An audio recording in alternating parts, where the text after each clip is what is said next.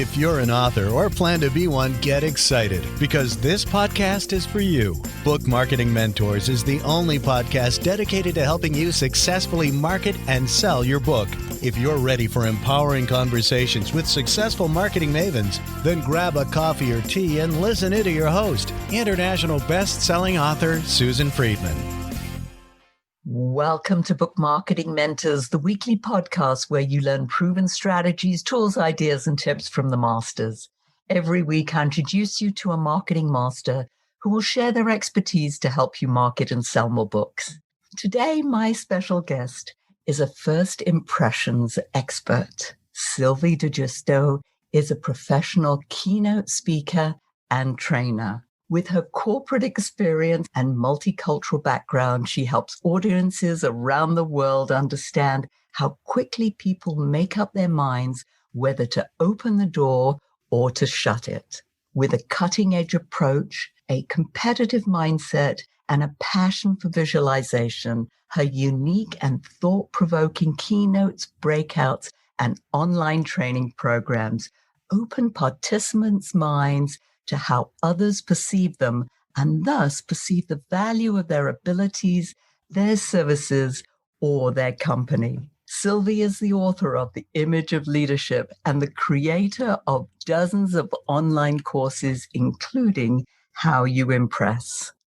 Sylvie, I love having my certified speaking professional colleagues from the National Speakers Association be my guests. Thank you. It's such a pleasure to welcome you to the show. And thank you for being this week's guest expert and mentor. Thank you so much for having me, Susan. I love being introduced the way you just introduced me. I'm so impressed instantly. Thank you very much. I wish it would happen this way every time. Well, thank you, Sylvie. That's so nice. One of the things that I know is so important, in fact, I think it's the most important. I shouldn't say one of the most important, but the fact of first impressions count. And now in our virtual environment, that can be pretty scary. Let's focus this conversation on talking about that idea of how do we create those first impressions, especially virtually, because that's the environment we're in now. So take it away. Tell us what we need to know. Mm-hmm. Well, you dive right into the main point of my work. Congratulations. Not a lot of people get there this fast because usually when I talk about first impressions, people assume I talk about things like, your clothing, your handshake, the things that you say, your voice. And that is all important. That is all relevant, no question. But nowadays, every single day, we have around 3,000 contact points in average. And people wonder, well, I don't meet 3,000 people, right? Even if I go on the street, I might not even meet 3,000 people today. And I have to explain them, but the fact is that nowadays, most first impressions and most contact points happen in a digital way. You send out emails every single day. And while you might think that you sent that email only to one person, this person could forward your email and it wanders off to places you don't even know it goes, and you make a first impression. You imprint something in an inbox you don't even know that you landed, and the person could decide at this point, am I going to call you, hire you, buy your book or not, for example. Email is one of those ways. Social media, obviously, is one of those ways. Virtual meetings. We have all of us become broadcasters lately and are on camera most of the time in Zoom meetings or part of virtual conferences. Your podcasts, those are all digital impressions, kind of a footprint that we leave him behind, and that impacts the way people think about us, not just online, but also the moment when we walk through a door at one point. And very often nowadays, that online footprint decides if we will ever walk through that door. Wow. All those things that we have to think about. And I know that whole idea of, let's say, the email, because often that first contact is the email, and whether or not I'm going to make an impression and you don't know what that is. And Let's start with some do's and don'ts on emails, because I think we could go through all of those and talk about some do's and don'ts. So let's start with the emails and then go from there. Let's start one step ahead of it, because I need listeners to understand that there are two types of digital footprints that you actually leave behind. And one is your conscious one and one is your unconscious one. And both impact, for example, how you set up emails or how you reply to emails, but also how you do your social media or what you do on your website. And to understand that your conscious footprint that you leave behind is based on the decisions that you make, right? Where you are proactively involved and decide, who am I going to put on the recipients list? What is my subject line? Am I going to use emojis in my text? Am I going to do a grammar check? But also on social media, you are the person who decides, what profile picture do I use? What do I post? What do I comment on? Who do I connect with? Who is in my friend list? What do I like on other pages, right? It's the very conscious decision to interact in some way digitally. Usually people know about that, right? It's the social media 101 or the email 101, the basic rules. There is also this unconscious footprint that I leave behind. And the unconscious footprint are, still based on my actions, but usually people are not so much aware of it. But the time that you spend online, the amounts of posts that you make per day, the amounts of emails that you send for a maybe not even so relevant topic, the amount of people that you put on CC where you think they have to reply to all and everything, those are still conscious actions that you execute, but you are saying something in between the lines, right? We all have that one friend on social media where we thought, really? Do you have nothing else to do than spending on Facebook all day long and posting 75 statements or whatever, right? We all have that one friend in our mailbox where we thought, really? You thought that this topic is relevant for 27 people in our network? So those in-between messages that we send, plus the data that we leave behind, because every click, every action that you make on the internet leaves data behind. And there are companies interested in that data, not because you might be so interesting, but because that data helps them to understand what your future actions are going to be. And then right in the right moment, at the right time, at the right place, they put, for example, the right product in front of your eyes with an advertisement. Before you think about the details, what to do and what not to do, I would rather encourage you to realize there is this huge part of digital footprint that I consciously leave behind. And how do I craft and design that and control this part? But also, what can I make sure that my unconscious footprint that I leave behind speaks the same message and not a totally different one? Whoa. I'm just like, my head is like just bursting with all these ideas and these thoughts of what is conscious and what is unconscious in terms of what I'm doing. But what you're saying is that you really have to know and understand everything that you put out there. Am I getting the message correct here? Yes, everything. And the first step, what I recommend you to do to find out what do other people actually see is obviously to research and analyze your own footprint. Now, you might think this would be as easy as just Googling your name. And certainly that's a point where you should start, right? But you need to realize your computer and your location and your search history will impact the results that you receive on your computer. To optimize that in the first step, if you research yourself, don't just Google your name, Google it in what we call an incognito mode that eliminates your search history and looks at your search results from kind of a neutral point of view. And second, it's not just your name. It could be your name plus your company name, your name plus your location, your name plus your titles, your name plus your email address, your name with the most common typos. You have to do a really in-depth research first to find out what do people actually see about me? Because you might find things you didn't even know out there and are part of your digital footprint. And then there are kind of 3 problems you could have, or in the best case, you don't have a problem at all. But the first problem, the very obvious one, is you find something that doesn't leave the footprint behind, the very obvious problem that you would wish it leaves behind, right? A post blog that you posted years ago and you are not proud of what you wrote back then, pictures that you posted or somebody else. And then it really depends, is it on your digital real estate? Then just remove it. Or is it on the real estate of somebody else? Then obviously you have to take different action. The second one, the not so obvious problem, is you search yourself and you find nothing that really speaks for you. For example, as an author, for your expertise, that you're a thought leader. Then you need to think of, what actions could I take today to consciously create that footprint that when people search me, they find what I want? What do I have to add to my footprint? And then there is the not so obvious, but very risky problem, which is you share your name on the internet with somebody else.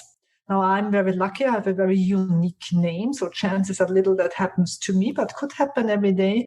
What do you do right now already proactively to avoid that problem, that somebody else owns your name on the internet? Or what could you do if that already happened? You have somebody with the same name, with a very strong digital footprint. Because the reality is people don't take the time to look, is it really that Susan or is it another Susan? If I look you up, or I look for a book that you have written, or if I look for any of your authors that you work with. So much information that we could find out about ourselves. It's pretty scary. And I know that I had Sam Richter on an interview a few weeks ago, and we talked a lot about some of these things. Let's talk about the expert footprint. If we want to be seen as an expert out there, Sylvie, what is the kind of footprint that we need to start with? Well, there is a quantity and quality, right? And I would approach the topic from both sides. Neither the one or the other work as a standalone solution, in my opinion.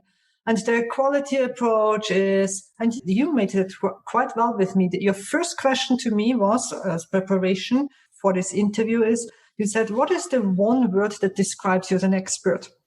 And I said, first impressions.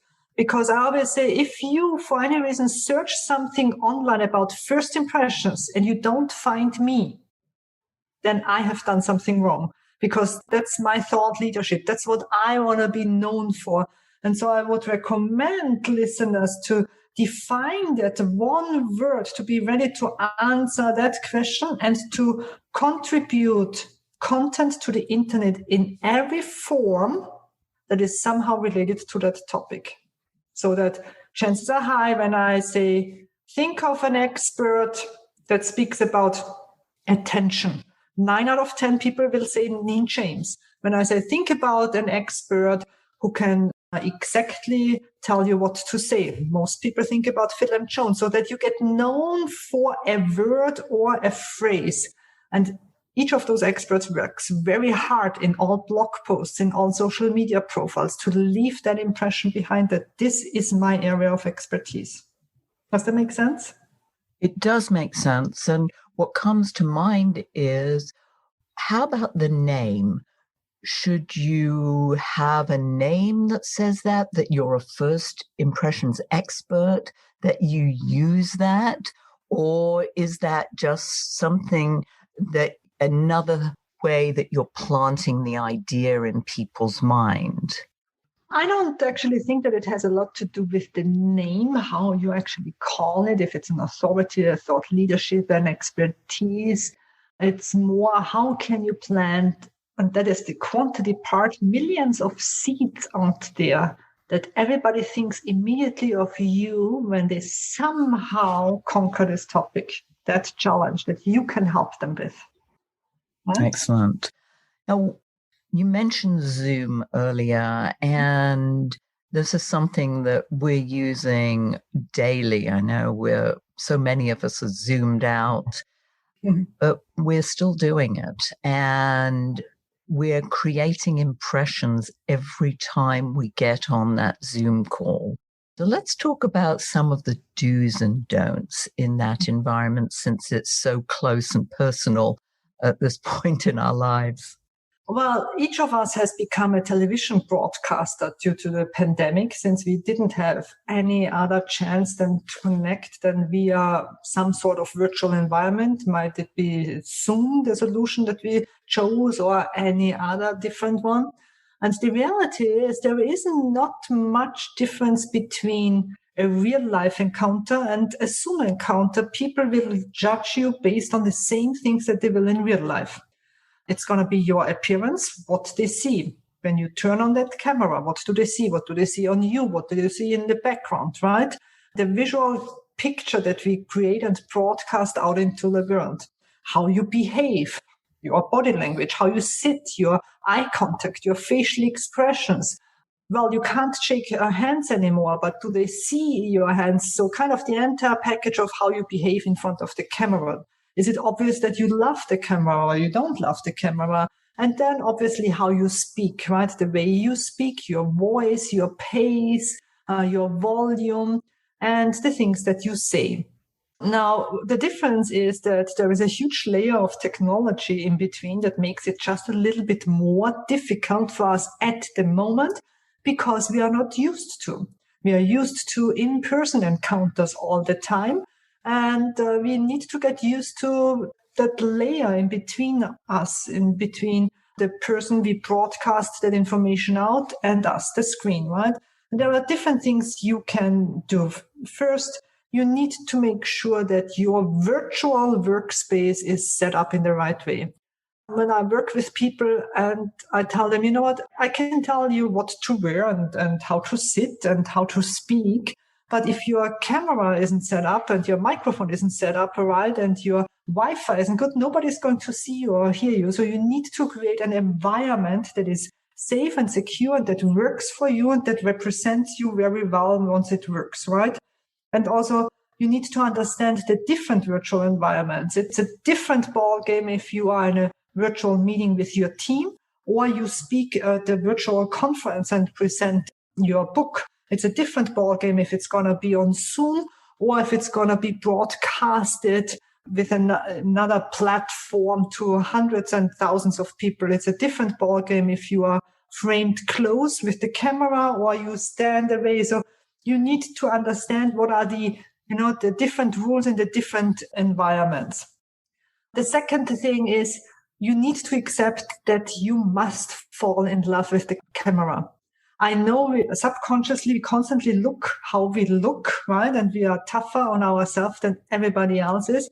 But that camera has to become your new best friend and you need to fall in love with the camera. You need to eliminate all those self-distracting thoughts that you might have how you look because you look at yourself differently than everybody else out there. They are not micro-lensing you in the way you do. And so you need to find ways how you fall in love with that camera. And you need to understand that there are different techniques necessary to present in front of that camera. And it has a lot to do with your body language, with your facial expressions. There's such a difference between a close frame and a wide frame. There is such a difference if I speak to a microphone on my lapel or a microphone ahead of my computer, right? There is such a difference in terms of how you use your voice. You're going to have a delay, how you pause. So there are a few techniques that you can learn to present yourself better. And also then afterwards look at the recording and actually can say, yeah, good. I mean, certainly not always do we say, oh my God, I love seeing myself on a recording, but at least that you say, yeah, that was a good job.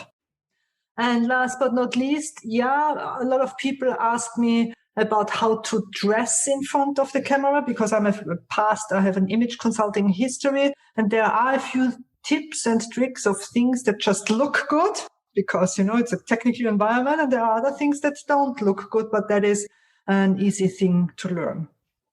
Well, tell us. Tell us, dear one, what should we wear and what shouldn't we wear? First of all, it depends on the environment you present in, right? You need to take into consideration the lighting, the background, and if you stand or if you sit, for an example, right? If you have a dark background, I cannot tell you that dark colors that you wear look good on you because you're going to be a walking head and nobody really sees you. If you have a cold lighting environment, then you shouldn't wear warm colored clothes because you never want to mix color temperatures. You want to stay either in the cold world or in the warm world. Then if you stand, you will probably not have the problem that your clothes wrinkle up the way they do as if you sit down. So you need to think a little bit about what you wear, depending if you stand or sit while you present. You need to think about your microphone, where you are going to put that microphone. And that being said, there are a lot of things that you want to avoid. And first and foremost, you want to avoid distraction. And distraction could be, for example, visual distraction, patterns. Patterns are very difficult. Either if they are small, they very easily can create something we call a moray effect, where, you just get dizzy. People get dizzy looking at you. If they are very big, they could just be distractive and overwhelming and take away from the fantastic message that you have to share. But very often we also don't realize that our fabrics and our clothing makes noise. And that could be, if you wear a lapel microphone, that fabric is just rubbing each other and you don't hear it, right? But everybody else on your call or in your meeting can hear it. Or that you have jewelry dangling around, or that you present on a table and you are not aware that all the time you put your hands on the table and it makes just noise like I make now for you, right? So there are so many things that you want to avoid. But first and foremost, you want to avoid distraction in any way, visually and audio-wise. And that's so important because you're right. There have been things that people have got going on in the background, and my focus has been on that rather than on the presentation. And so, yes, it's very distracting.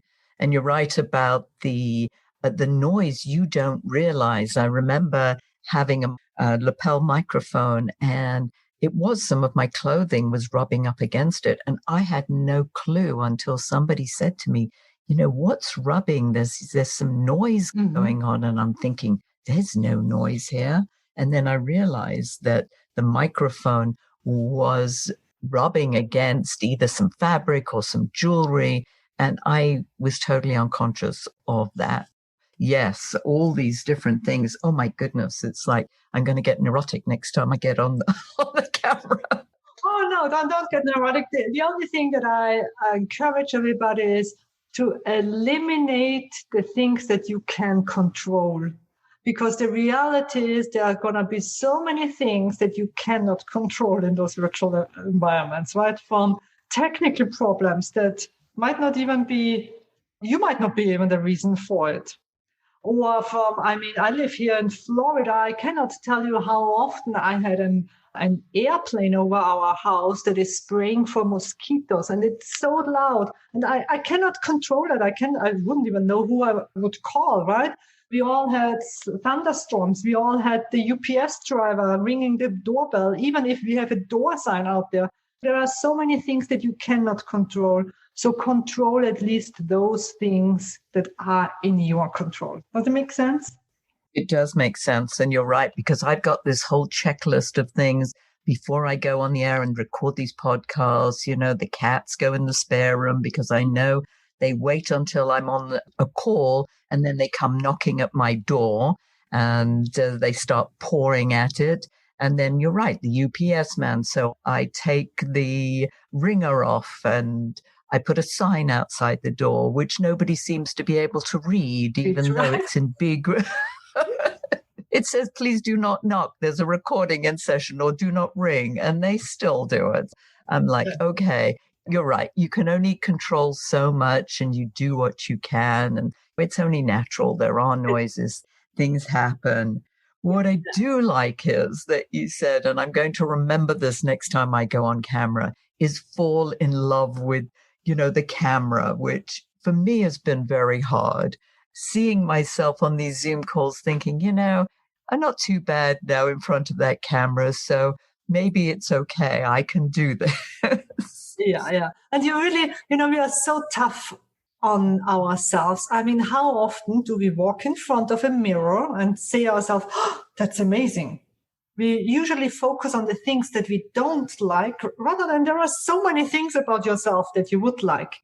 And so now when we see on ourselves on a screen or on a recording and subconsciously know that other people are watching us through that lens, that feeling becomes much stronger and takes over your beautiful brain and heart. And that's just not the reality. If I am a participant in a meeting, rarely do I zoom in and look at, I don't know, the wrinkles that you might see or the gray hair that you might see, because I'm distracted anyway by all the other people that are there.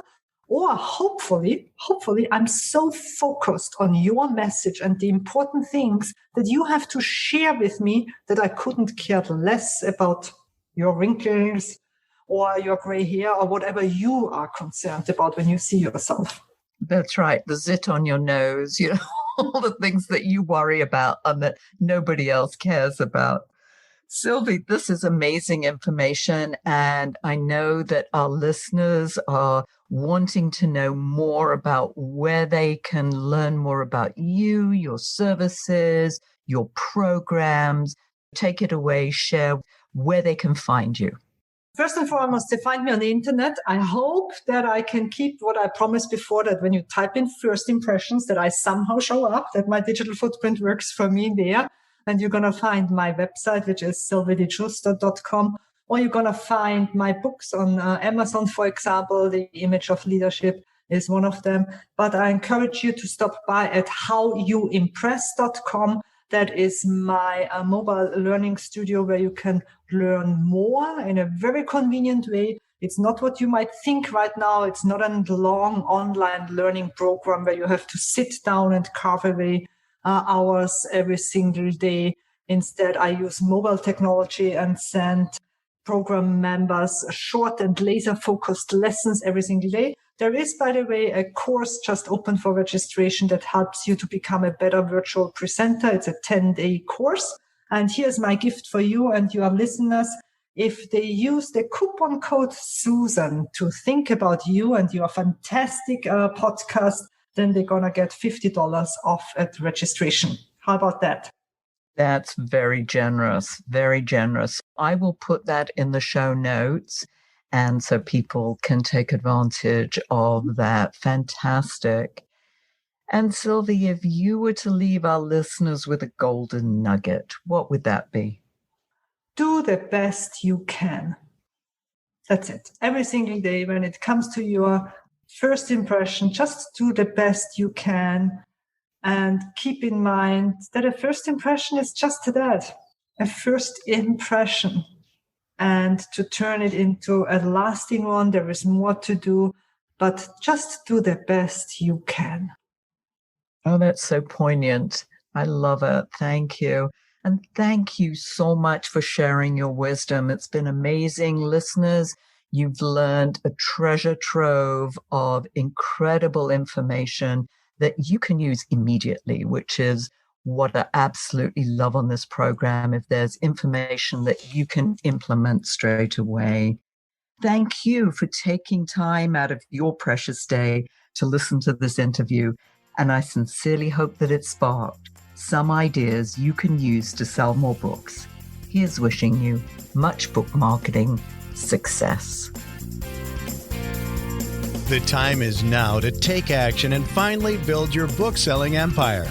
And the great news is that Susan is here to help you. Visit bookmarketingmentors.com and sign up for a free 15-minute book marketing strategy session with Susan. She'll help you discover your first steps to marketing and selling your book. Only those who take action are rewarded, so visit bookmarketingmentors.com, and we'll see you again next week.